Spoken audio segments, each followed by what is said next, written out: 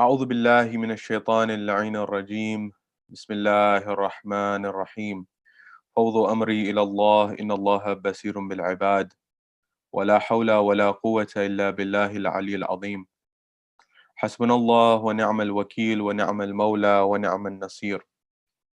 والصلاة والسلام والتحية والإكرام على الرسول المسدد المصطفى الأمجد المحمود الأحمد الذي سمي في السماء بأحمد وفي الأرض بأبي القاسم محمد. اللهم صل. وعلى أهل بيت الطيبين الطاهرين المعصومين المظلومين المنتجبين الذين أذهب الله عنهم الرجس وطهرهم تطهيرا. اللهم صل. وقل رب اشرح لي صدري ويسر لي أمري واحلل عقدة من لساني يفقه قولي. أما بعد، قال الله تبارك وتعالى في كتاب الكريم: بسم الله الرحمن الرحيم. لن تنالوا البر حتى تنفقوا مما تحبون. صدق الله العلي العظيم. My respected elders, brothers and sisters in Iman, wherever you may be, Salamun alaikum jami'an wa rahmatullahi wa barakatuh. On our journey of spirituality, one of the elements that we've discussed and highlighted, which we'll expand upon today, is this idea that upon this journey and along this journey, on this way, there will be challenges, there will be difficulties, there will be adversities. The same way there have been since time immemorial, since the beginning of time, from the stories of the prophets and the beginning of time in mankind throughout modern era and modern society. There will be moments in time where you and I are challenged, where you and I will go through difficulty, where you and I will go through adversity. And an interesting time and an interesting environment related to this is the current circumstance and the current environment that we're going through right now. That is the environment of COVID-19, the environment of coronavirus. And keeping all of these things in mind, I want you to keep the question at the back of your mind being the following: why do we get challenges? Why do we get adversity? Why do we get problems in our lives? Keep this question in the back of your mind as we proceed, inshallah. And so the element of the question that emerges is, first of all, why do these challenges and problems emerge? Number two, when they do emerge, what is it that I'm to do? Do I think this is for example, a punishment from God? Is this a test from God? Is this going to just happen just as it is? What is that dialogue that's happening in my head? What is that with respect to my relationship to my Creator? And then finally, what is it that I can do? What are some solutions to these challenges that I face? I want to discuss some of these levels and go deeper on this question of evil and this question of problems and this question of suffering that we face. Why? Because as human beings, one of the biggest questions that people of faith, people of religion, whether they be Jewish, whether they be Christian, whether they be Muslim, whether they be any major religion on the planet, one of the main questions that has led people to leave Christianity, leave Judaism, lead, for example, Islam even, is the question of why does suffering exist? The question of why does evil exist? Why do problems exist in my life? And the rationale behind this question that emerges is those who ask this question, and it's a natural question. The question that emerges is, well, God is all good. God is everything about God is essence. He is all good.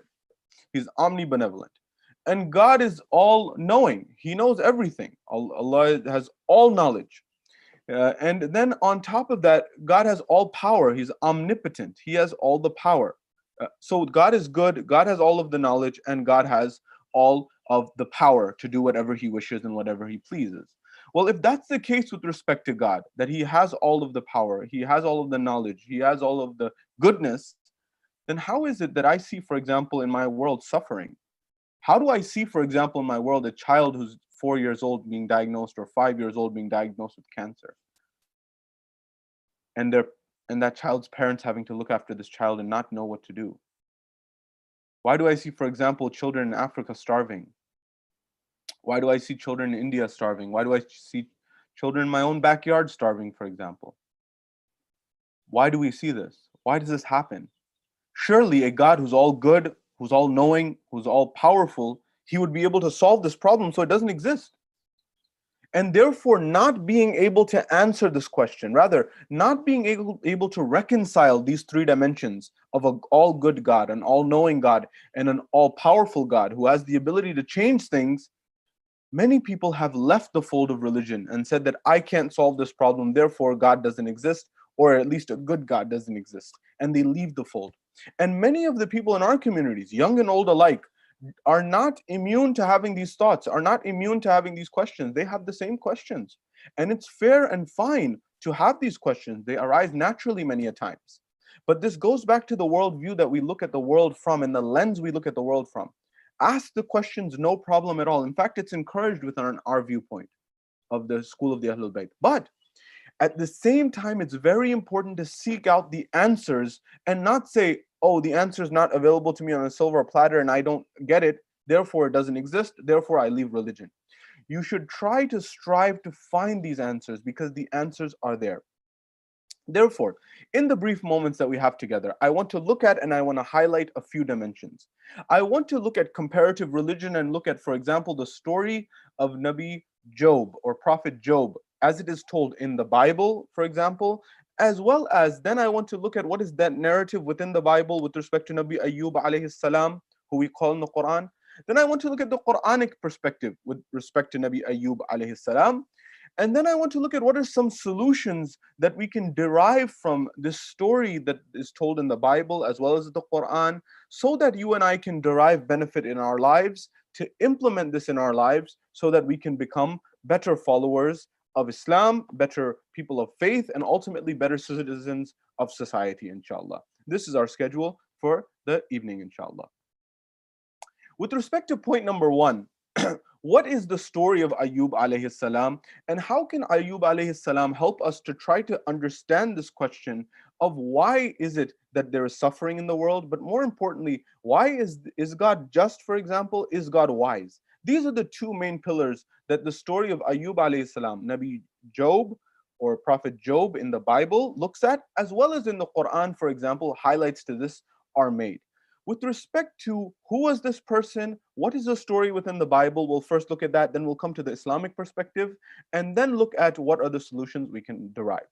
Having said that, from the Bible's perspective, there are three books in the Bible that you will find. For our brothers in Christianity and even Judaism, you will find three particular books which are called the wisdom literature. The first is Proverbs. This is the first element. The second book is called Ecclesiastes. And then the third is called Job, the book of Job. And each of these is supposed to impart wisdom on human beings. Now, keep all of these points in mind because they'll become very valuable as the conversation progresses, as we go further in our conversation. The first book, the Proverbs book, looks at the world and looks at a God who is wise and just and shows the fairness, the justice, the wisdom of God Almighty, and shows God is good and rewards justice, rewards fairness, rewards all of those elements. And it makes it clear that God is wise and just. The next book that comes forward, Ecclesiastes, comes forward and begins to raise questions on some of these things and says, well, if God is good and if God is wise and if God is just, then how is it that people suffer? How is it that people go through difficult times? How is it that people have to deal with difficult situations? How is it that someone may lose their wealth? How is it that someone may lose their family? How is it that someone may lose their health? How is it that a child suffers, for example, the cancer example that I gave earlier? So this is the second book of the wisdom literature in Christianity, of this idea of Ecclesiastes, who said that actually the matter is like smoke. And you'll remember Surah Dukhan in the Quran al-Majid wal Furqan al-Hamid, which we'll be reciting in the nights of Layal al-Qadr. And he says that, for example, that this solution or this matter referring to God being all wise and God being all just is more like smoke, that it's not so clear about it being good or bad and whether he's wise and just in reality. I say this very importantly because look, we are imparting on some of the most spiritual nights of our lives in the next few days of the year, and in general, these may be for our life. That is Layali al-Qadr, the nights of Qadr. And this is the time to develop our spirituality, to develop a connection with Allah subhanahu wa ta'ala. But if I have resentment, if I have doubts with my Lord, if I have resentment towards my Lord, if I feel even animosity towards my Lord for the difficulties that I have in my life, how am I to build that relationship? The first step is perhaps to have a conversation with Allah. and think about things in a different way. Is it really a test? Is it really a trial? Is it really punishment? The jury is still out on that matter. So the second book in Christian literature I mentioned refers to and brings up the question, well, if God is wise and just, how is that the case? The first one, Proverbs, says God is wise and just. That's the summary. The second one says, well, how is it that God is wise and just if there's suffering in the world? People are dying, people are losing wealth, people are losing their families. Then the third book, which is called the book of Job in the Bible, or who we would call Ayyub alayhi salam, this book emerges and it tries to answer this question with respect to, is God all wise and is God all just? So what happens? The story begins in a place called Uz, which is outside of what is the Middle East or modern day Palestine, Israel region. It's outside of that region. It's away from that. It's called Uz. And on top of that, many of the people who are mentioned are non-Israelites, as the Bible narrates, and are people, the time and space is being not as focused or emphasized in the biblical narration of the story. And the people who have commentated on this have argued the reason for this is because God didn't want the time and space to matter, to say that this is a timeless narration, that this will help you in all of times, whether it's for example, London in 2020, or for example, in Palestine in 2000 years ago. And so all of this culminates with a situation where God first has a conversation. We're first shown Job, Nabi Ayub, and we're shown that he has a family, he has wealth, he has a lot of property. That is, for example, he has sheep and he has agriculture and he has farms and he has a beautiful family. And at the same time, going forward, he has everything that anyone would want from in life. This is the first element. Then there is a scene, the next scene which has come forward is that we are shown God in the Bible, and he is having a conversation with his angels. And when he's having a conversation with the angels, he's saying, look at my servant Job, who is doing everything and praising me at every moment, and he's doing everything right, so to speak. And the next level, a character emerges by the name of Satan. Satan, which sounds very similar to our word shaitan, Satan comes forward, and Satan literally means one who accuses or one who opposes. And Satan in the Bible comes forward and says to God that this servant of yours by the name of Job, he's somebody who is praising you. He's someone who is worshiping you. Yes, but it's only because you've given him all of these gifts. You've given him wealth. You've given him farms. You've given him land. You've given him animals. That's why. Number two, you've given him a beautiful family, a wife, a children. He has the picture perfect marriage. He has everything picture perfect in his life. Number three, he has the best of health. He has no problems on these fronts. Everything that somebody could want for in life is taken care of for him. He has wealth, he has health, he has family, whatever you want, he has it. So what are you saying?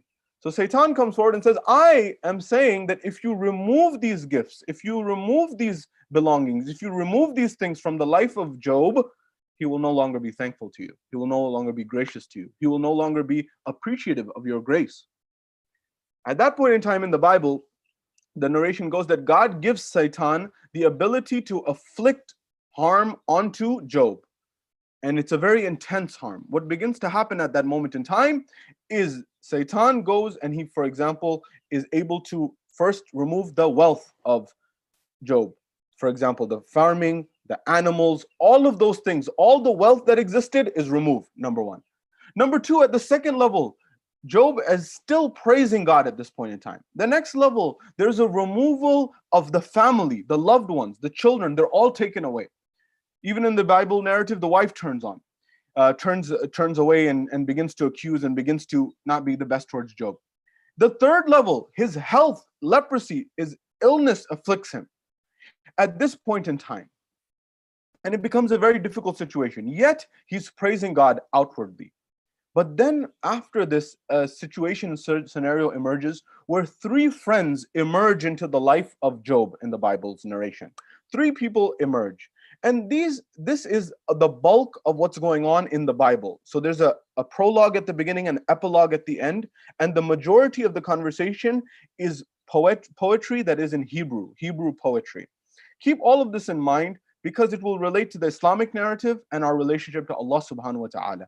So what happens at this point in time is when everyone abandons, when the wealth goes, when the health goes, when the family is gone, Job is alone.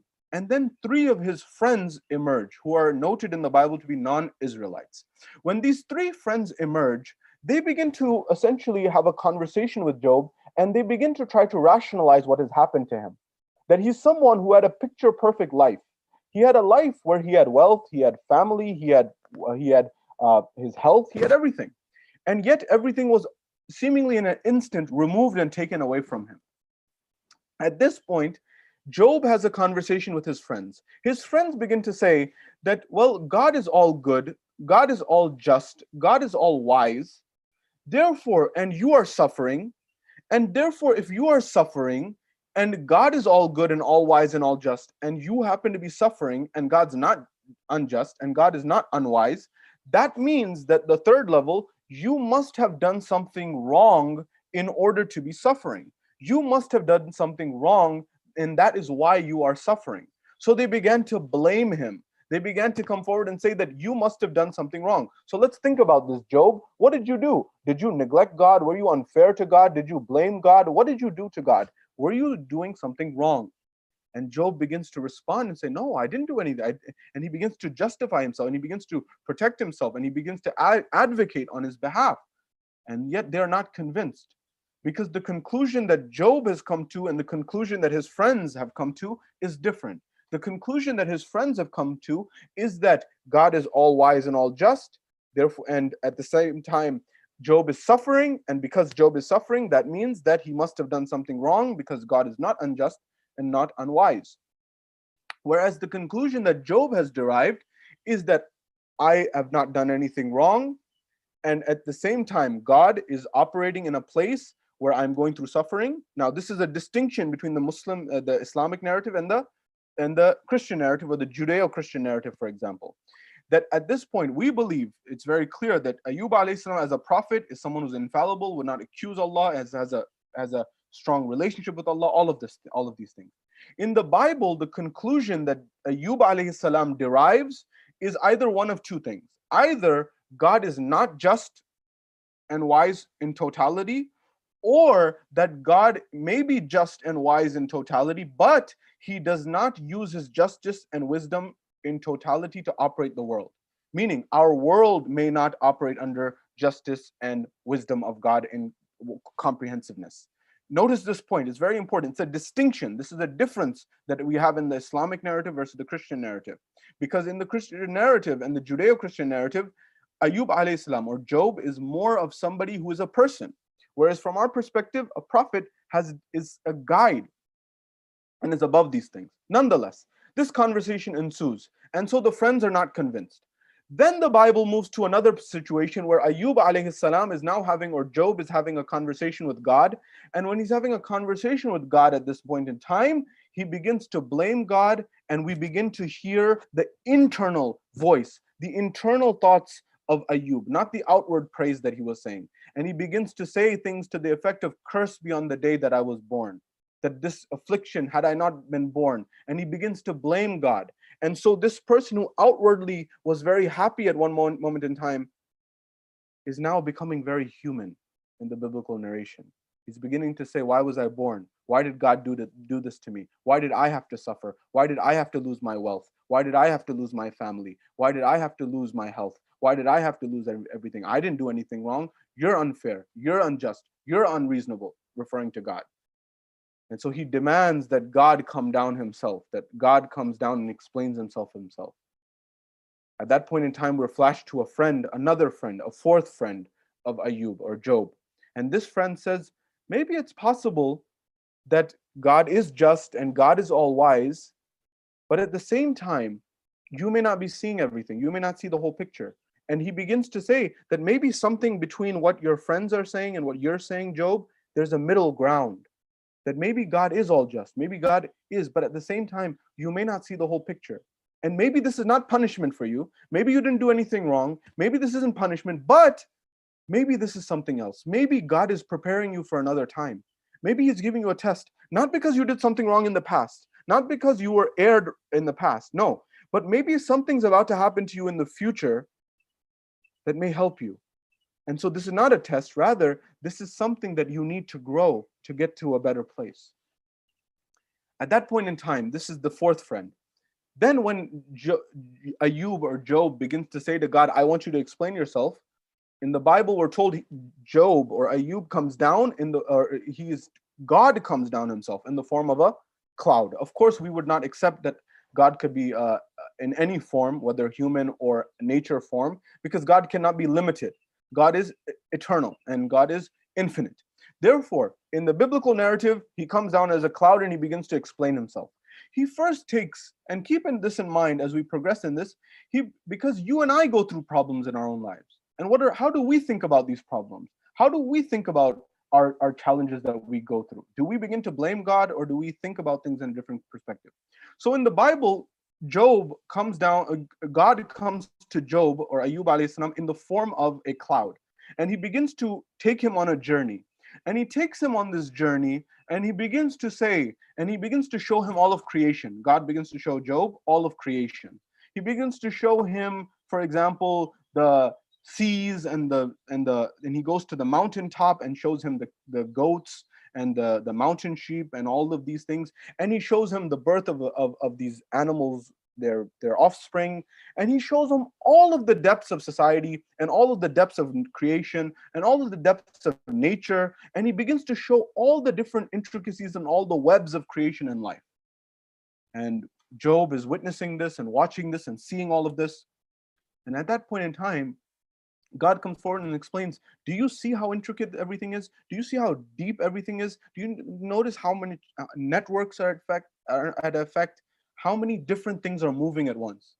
And at that point in time, God says, according to the Bible, to Job, that I invite you to run this universe, run the world for one day. Would you be able to navigate everything? Would you be able to deal with everything? Would you be able to run this world? And Job is not able to, and he's not interested in that. That's not something that is of his keen liking. At that point in time, then the Bible says that God shows Job two creations of him. One's a behemoth, another is another creation. One is, some have argued that one is one type of creation and the other, and they're two beasts. And these two beasts, they are not the nicest ones. It would be like us looking at a documentary on National Geographic, for example, and seeing two beasts in the savannah. Think about a lion and a tiger, for example, fighting one another, or something like this. These two mammoth creations, or a crocodile and a hippopotamus, as some people believe these are the two creatures, or the prehistoric versions of them. They begin to fight. Well, are they bad? Are they good? Are they just neutral? What are they? They're acting on instinct, for example. But when I see from the lens of my view, and I see, for example, a lion and a tiger fighting, for example, and one kills the other, does that mean it's bad? That's one way of looking at it. Another way of looking at this perhaps is to come forward and say, well, hold on, maybe that's just nature. That's how biologists look at the world. And they say, maybe that's just instinct. And maybe there's a greater good in this. Maybe when one of them dies, for example, let's say the tiger kills the lion. And when the lion dies, for example, the tiger is able to eat. And then the tiger takes whatever it's able to take. And then whatever is left, for example, the ants begin to eat, the insects begin to eat, and other creatures begin to eat. And maybe that's a natural part of the world. How do you know this is good? How do you know this is bad? These questions emerge. And so at that point in time, a clear verdict on this is not given. But what God seems to be saying to Job or Ayub is that this whole puzzle is much more complicated than you can think, than you can rationalize, than you can actually understand. And then the Bible moves to the situation where God gives back to Job everything he had. In fact, he doubles it. He gives him more than what he had. He gives him his property and his wealth back in double fold. He gives him back his family more than before. He gives him back his health more than before. But the question that emerges here is this a reward? Is this good? Because look, if you analyze it, God said that those things that happened weren't punishment. You losing your health, you losing your wealth, you losing things were not a punishment. Well, does that mean that getting something in your life, getting these things double and more than before, does that mean that this is all good? Does that mean that this is all a benefit? Well, no, not necessarily. And so what the conclusion that the Bible gets to is that actually it's that Job begins to live, or Ayub begins to live a life where in the good times and in the bad, in the positive and in the negative, he begins to trust divine wisdom. he begins to trust the wisdom of God. And as you can see, this was something that was personified in the lives of the Ahlul Bayt more than anything else. That is, in the life of Rasulullah, in the life of Amir al-Mu'mineen, in the life of Imam Hassan alayhi salam, Imam al-Hussein, all the Imams all the way down the line, to the extent of Lady Khadija, Fatimah al-Zahra salamullahi alayha, and Lady Zainab salamullahi alayha, they had this trait that they encouraged us to adopt as well in our lives, to be thankful and grateful and have trust in God Almighty in the good times as well as in the bad times. This is what enabled Lady Zainab salamullahi alayha after Karbala, after Kufa in Sham, to look at Yazid and respond to him with such courage, with such audacity, with such charisma when he asked that, what has Allah done to you and your family? He has rejected you, he has humiliated you, he has destroyed you. And she looks back and says, Ma ra'aytu illa jamila. I saw nothing but beauty. That she still had that thankfulness, that gratefulness, that gratitude to Allah subhanahu wa ta'ala. When we come to our communities, for example, how many brothers and how many sisters have gone through trials and tribulations? I mean, I just look around where Allah has given us the benefit and the ability to be able to travel and meet people and have conversations with people. People are hurting. People are going through difficult times. I know a brother from our community who who suffered from visual impairment, for example. He was physically unable to see. On top of this, an environment occurred where at a young age he lost his brother. He loses his young brother, who's the breadwinner for the house, for example. And he leaves that life. If that wasn't tough enough, this person may be thinking, it would be natural for this person to begin to think, well, I have this, I can't see. On top of that, I lose my brother, who's the closest thing to me. And then on top of that, not too long ago, he loses his father, not too long after that. Then he loses his mother, and he's left by himself. Now, somebody may come forward and say that person has every right to blame God. That person has every right to leave religion. Somebody may say that person has every right to, for example, fall into depression. But this person didn't necessarily do that. This person came forward and said, well, I am in control of my destiny. And they found inspiration to take themselves and make themselves a greater person, to work harder, to for example, develop themselves. It all depends on the perspective with which you look at life. I know of, for example, families where there's suffering, tremendous suffering going on. Or, for example, a father may be abusive towards his wife, towards their mother. And a daughter doesn't know how to deal with this situation. She doesn't know what to do because she's young. She doesn't know how to solve this problem. It's her father, but the father is being abusive towards the mother. How does a child go through that? How does a daughter go through that? Or even a son, for example. How does anyone go through that? It's very difficult. How is it that when someone loses their business, how many people we know of who COVID-19 struck and their graphs that were increasing just fell towards the ground? And when they had wealth one second, they lost a lot of it in the next. How is it possible that someone has a loved one and they lose him due to COVID-19 or otherwise? A parent, how many people have lost their parents? How many of our friends have their parents in, for example, the hospitals right now, recovering from and struggling with COVID-19? How do I reconcile that with my Lord? Do I say that this is unfair and unjust, therefore I don't believe in God? Or do I think about it in a different way, in a different perspective? How about those people, for example, who become inflicted with the disease themselves? And trust me, I know people in our community, young people who have been afflicted. What do we do? Ayub alayhi salam, Job gives us the opportunity to stop and reflect on this and try to think, maybe we don't know the whole puzzle. Maybe we don't know the whole picture. Maybe we don't see everything. Maybe we're just looking at things from one lens, from one perspective, from one vantage point that has not been considered before. You know, there's a lot more depth to reality. In the Islamic narrative, from the Islamic perspective, when we look at the story of Nabi Ayub alayhi salam, we are told he is from the lineage, and his mother, for example, is from the line of Nabi Lut, from the line of Lot. And she's a descendant from there. And his wife is from the descendants in the line of Yusuf alayhi salam, Joseph. And we are told, similar to the Bible, that this is someone who is a servant of Allah, who Allah has bestowed him and given him gifts of, for example, wealth, for example, property, for example, the gift of family, a beautiful family, and the gift of health. He has everything. And the same way in the Bible, in the Quran as well, the Quran highlights this narrative that Ayyub alayhi salam, and through traditions of the Prophet, the Islamic narrative I'm sharing with you, the view of the Quran as well, the ahadith and all of them combined together. The Islamic view is yes, Allah had given him gifts as well.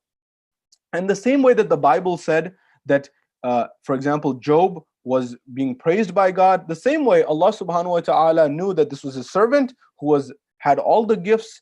At the same time, in the Quran, we're told, and in the Islamic narrative, I should say, from the view of Islam, that shaitan came forward and complained to Allah and said that this servant of yours, you've given him all the gifts, you've given him everything, you've given him wealth, you've given him family, you've given him health. But if you remove these things, if you took them away, then this person, this servant of yours, Ayub, would no longer be grateful. This Ayub would no longer have that trait of gratitude and thankfulness towards you.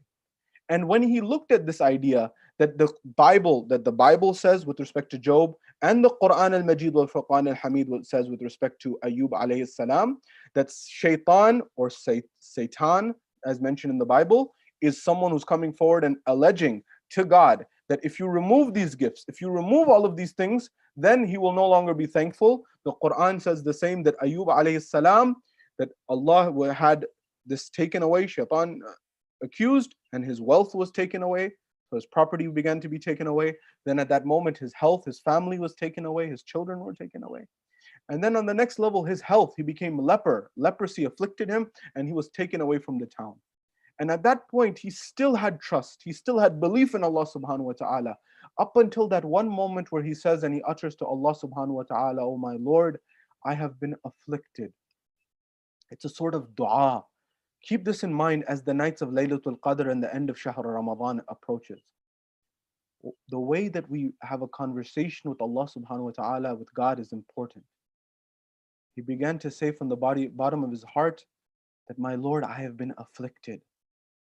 What was the thing that hurt Ayyub alayhi salam the most? He said those words that the people would say to accuse him hurt the most. Did losing the wealth hurt? Certainly it hurt. Did losing your children hurt? I'm sure it hurt. Did losing your health hurt? I'm sure it hurt Ayyub alayhi salam. But he said what hurt the most was when people began to say, "Ayyub, you are suffering because you deserved it. You are suffering because you did something wrong." You know that friend I just mentioned some time ago, just a few moments ago, the one who was blind, the one who lost his siblings, who lost his sibling, who lost his parents? In our own community, some people began to say that it was perhaps some of the doings of him and his family that caused this to happen. Not everyone, but some. And that's a very, very hurtful thing to hear when you're already going through a tough time. Be very mindful that you're not the cause of someone's affliction more than it needs to be. Don't come forward and try to say that someone is being punished for what they did. Don't try forward, because we're not God. We don't know what's going on in the mind of God, so to speak. So if somebody's lost their wealth, or if somebody has, for example, lost a loved one, a child, for example, if someone's lost their health, if someone's going through any difficulty, think once, think twice, think 3 times, think over and over again before you come forward and say that God's punishing that person, because it may be that God's not punishing them. God may be rewarding them. How? Maybe not in this world, maybe in the next world. By no means am I saying do I wish ill on anyone, not at all. But it could be also preparing that person for a better time. It's not some sin that they did in the past that they're being punished for. Rather, God may be preparing them for a future date and a future time. So Ayyub alayhi salam said to Allah, "I have been afflicted. My Lord, help me. My Lord, assist me." And Allah granted him his wish and his desire. But he said those words that the people said that hurt the most. People have a way of sprinkling salt on people's wounds. Don't ever be one of those people who comes forward and takes salt and puts it on people's wounds that already hurt enough. Allah is all just. Allah is all wise. God is all wise. God is all merciful. And He knows how to deal with people. Yes, in certain instances, such as Pharaoh, such as Harun, for example, Qarun, for example, Shaddad, for example, Namrud or Nimrod. These people, they had gone past the element of arrogance, and God took care of the matter himself. But it's not for us to say. Yes, it may be for us to learn lessons, but it's not for us to play the role in the mind of God. So don't make people's lives worse than ever. I say this because I know so many brothers and even sisters write and tell emails and write in their emails that they don't feel comfortable going to the mosque. They don't feel comfortable going to the Husainiya. They don't feel comfortable going to the Imam Barga sometimes. They don't feel comfortable going to the mosque. What? You don't feel comfortable going to God's house? How?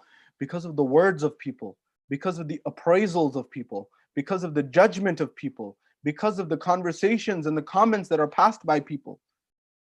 It's very possible that God asks you and I on the day of judgment that my servant didn't feel comfortable and didn't come to the mosque, doesn't come to the house of worship, to my house, to God's house, because of how you were treating him, or you were part of that party that made them feel uncomfortable. Don't be one of those people. Ayub alayhi salam in the Quran as well is given all of the gifts back from Allah subhanahu wa ta'ala in more than before, in double fold. He has given back his wealth, he has given back his health, he has given back his family, and he's given back his youth. And all of these elements are given back to him so that he develops and he goes and he grows even more than before. The lesson that we take away from the story of Nabi Ayub alayhi salam is that in the good times and in the bad times, the same way in the Bible, the same way in the Islamic narrative, that Ayub, after going through this difficulty, the realization that he had was that one should trust God in the good and in the bad. And one should be thankful to God in the good and in the bad times. Because there's a divine wisdom which we may not fully understand, which we may not fully be able to acknowledge. This is not talking about those things, those challenges that are part of our own life. These are not because of those challenges that we inflict in our own lives because of our ignorance. These are referring to things that we can't fathom, that we're not understanding.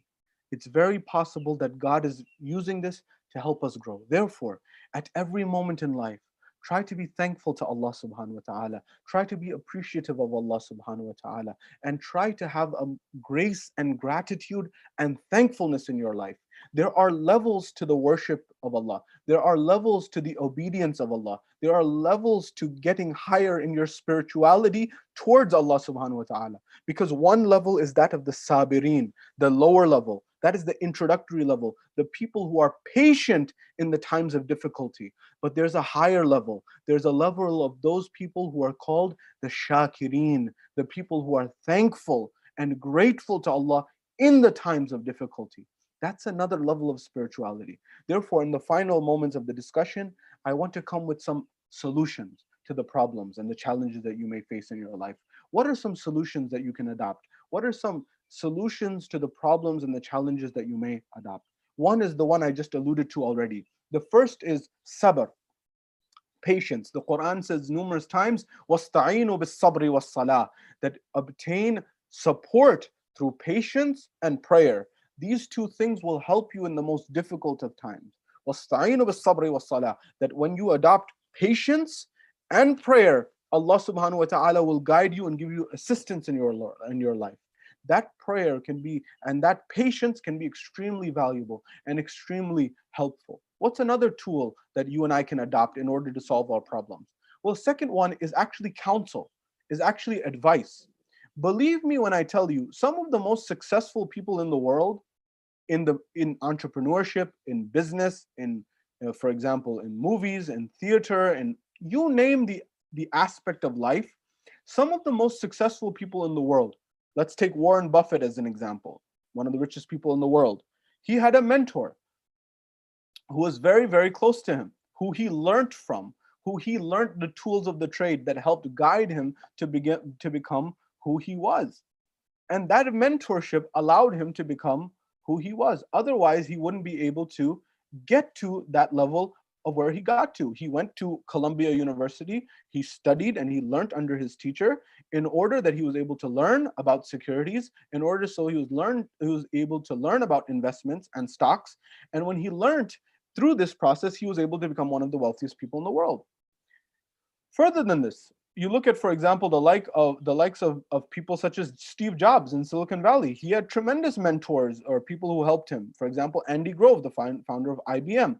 These people were people who mentored in times. And they were able to help these people navigate difficult times as well. Well, the same way, we should have spiritual guides, spiritual mentors, if you will. And many of our scholars have always had and remain having spiritual mentors. Who's your spiritual guide? You may have a mentor in your professional life, but who's your mentor in your relationship life? Who's your mentor in your spiritual life, in your Islamic life, for example? Do you have someone that you can go to for counsel? Believe me when I tell you, some of the most successful people in the world have mentors in every department of their life to help them spiritually, to help them relationship wise, and give them guidance in the most difficult of times. Don't neglect the need for a mentor. I tell you myself, I have spiritual mentors or guides, at least religious mentors or guides, who help guide me when I need assistance or guidance on matters. You should as well. On top of that, try to help other people. Believe it or not, when you begin to try to help other people through their difficulties, through their problems, grace and gratitude and beauty has a way of coming into your own life. You can call it karma, as some people call it karma. You can call it, for example, whatever you want. Good faith, you can call it good stewardship, call it what you want. But when you help others and you try to make others' lives better, you will find that there is, in a way, grace and beauty will come into your own life, inshallah. Therefore, the conclusion and the takeaway from our conversation today, inshallah, is that have trust in the wisdom and the justice of Allah subhanahu wa ta'ala, number one, in the good times as well as in the bad times, number two. And number three, seek solutions in your life by patience, by prayer, by seeking counsel from others, as well as also implementing in your life a scenario and an environment where you are able to actually develop this spirituality. Some of the greatest spiritual mystics, as we said on Laylatul Qadr, some of the greatest spiritual mystics in our school of thought became and developed this spirituality and this mysticism going through tremendous hardships, going through tremendous difficulties. How many difficulties Alama Tabatabai Sahibul Tafsirul Mizan went through? From, for example, the health of his children at times, for example, to the wealth or the abject poverty he had to go through, or for example, moving from city to city. You name it, he went through tremendous difficulties, many of which he doesn't even name and you and I don't know. The same with his mentors. It may be that when you go through difficulty, God is grooming you. Allah subhanahu wa ta'ala is grooming you and I for a better place, a better environment, and a better world. And we ask Allah subhanahu wa ta'ala in conclusion to allow us to have patience and prayer in the time of difficulty, to thank Him in times of good and bad, the same way the Ahlul Bayt alayhi salam thanked Him in times of good and bad. And we ask Allah subhanahu wa ta'ala to allow us to be those people who are patient, and not only patient, those people who are thankful, not only the sabirin, but the shakirin. And we ask Allah subhanahu wa ta'ala to bless all the mu'mineen across the globe and remove and try to, for example, if there's a hardship that they are going through that is there to groom them for better times, we ask Allah subhanahu wa ta'ala to allow them to understand the wisdom of the guidance. And we ask Allah subhanahu wa ta'ala to allow them to deal with the hardship as much as possible and grant relief as much as possible and allow them to grow. And we ask Allah subhanahu wa ta'ala to hasten the reappearance of the Imam of our time and allow us to be amongst his companions when he returns. Wa akhir da'wana anil hamdu lillahi rabbil